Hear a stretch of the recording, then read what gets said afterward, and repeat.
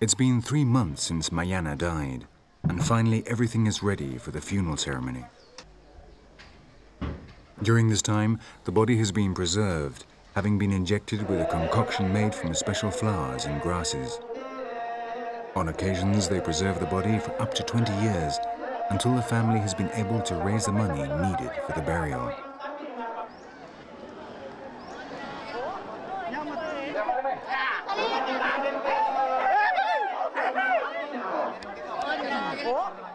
Officially, the funeral cannot begin until the coffin leaves the family home and is placed in a small sanctuary on the rante, the terrace where the ceremony will take place.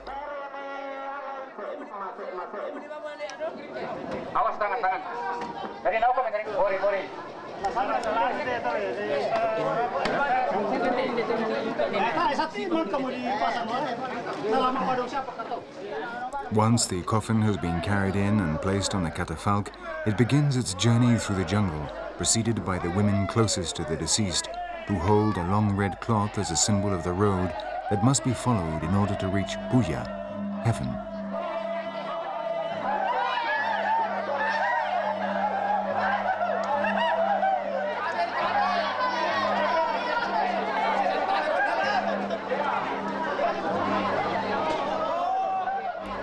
This short journey to the rante is also the occasion for the neighbors who have not been invited to the burial to express their condolences to the family of the deceased.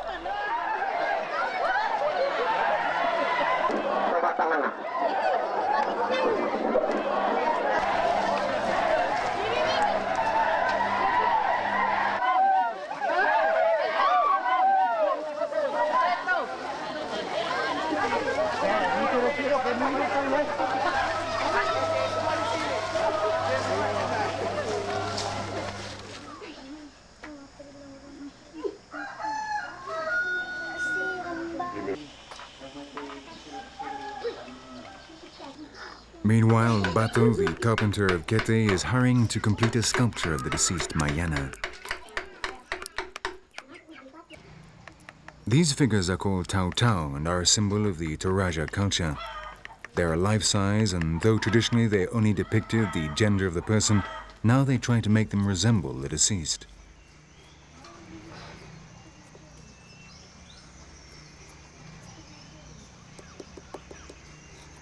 The Tau Tau are paid for by the entire community in appreciation of the generosity of the deceased, and are almost exclusively the privilege of the upper classes.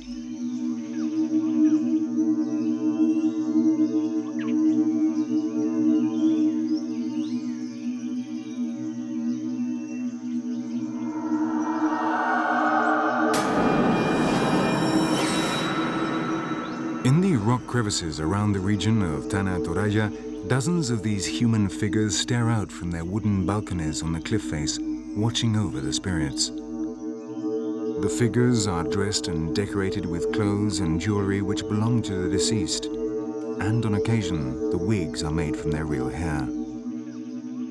It is a relatively recent custom which began in the 19th century, and the type of wood used is indicative of the social position of the dead person.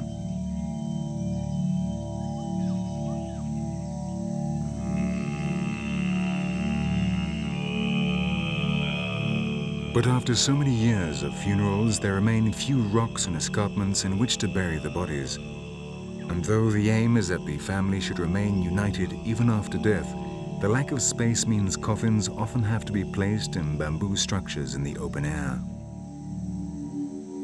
In time, the wood has rotted, converting these sacred rocks into macabre, sinister places.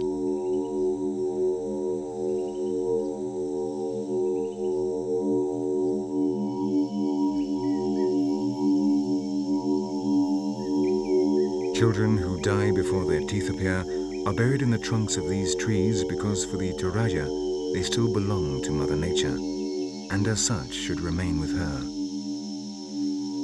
The soul will travel to heaven up the trunk.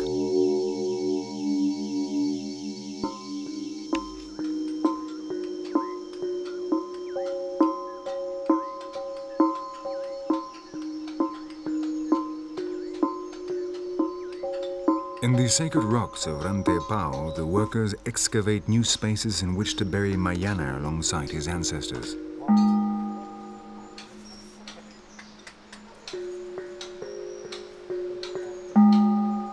Here there are no mechanical excavators or pneumatic drills. Everything is done with hammer blows, so the construction of a family pantheon can take several months, determining the date on which the funeral can be held. The Toraja prefer to hold the ceremony during the dry season, that is between June and September, which is when they have most time, as the rice fields require very little care.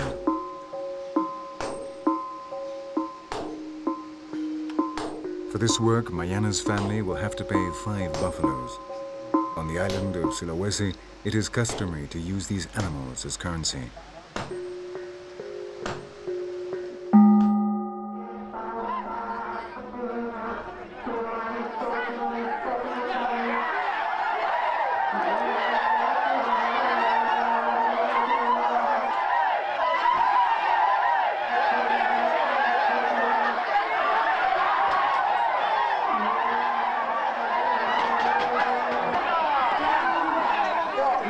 After 2 hours bumping along the road, the catafalque finally arrives at the place Mayana's family has constructed to hold the funeral ceremony.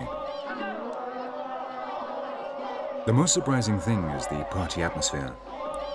It's difficult to imagine, especially for Westerners, that we're at a funeral. But this also forms part of the ritual.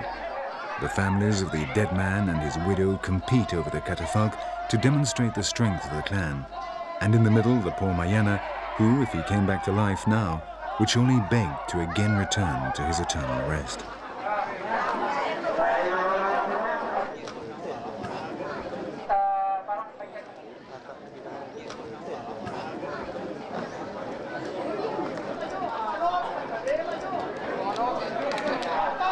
With spirits somewhat calmer, the catafalque is taken down to transfer the coffin to the sanctuary.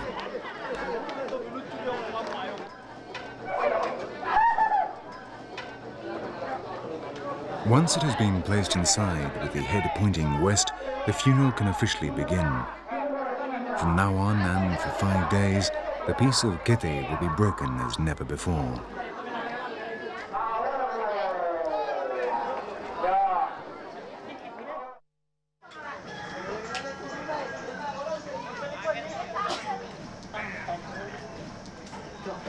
The morning of the second day rises clear and sunny.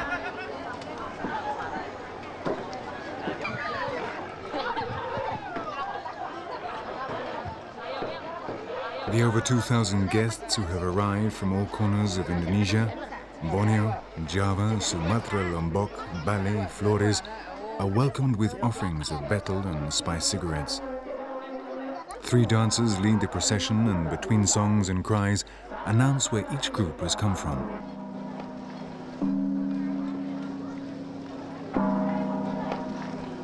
The sound of the gong marks the rhythm of the ceremony, and little by little the atmosphere becomes more solemn. Mayana's grandchildren line up to receive the condolences and to thank the guests for their presence. The protocol is very important, and many rules have to be respected so that no one feels offended. In the background, the widows remain sitting beside the coffin, cooking food which they offer to the dead man. An invitation to visit the deceased is a real honor, and it is considered impolite to say no. If you accept, you'll have to ask the dead man for permission to leave, just as if he were still alive.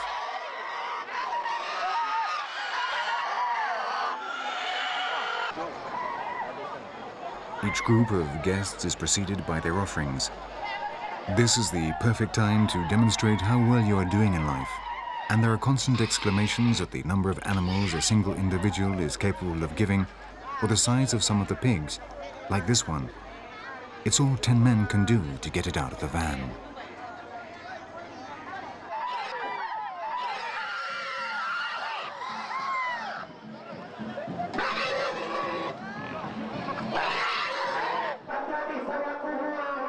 The quality of the gifts is inspected and duly registered.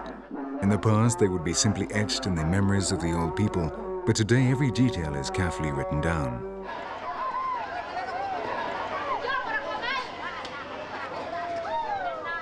The most appreciated, without a doubt, are the albino buffaloes, which here are called tedong bonga, and can cost over $1,000. A fortune if we consider that the average salary of a civil servant is scarcely $120 a month. Funerals are a good occasion to settle certain debts. In Tanah Toraja, a gift received now is seen as a debt that must be paid back later. The gifts the deceased's family receives will have to be repaid in the future by attending other funerals for years to come.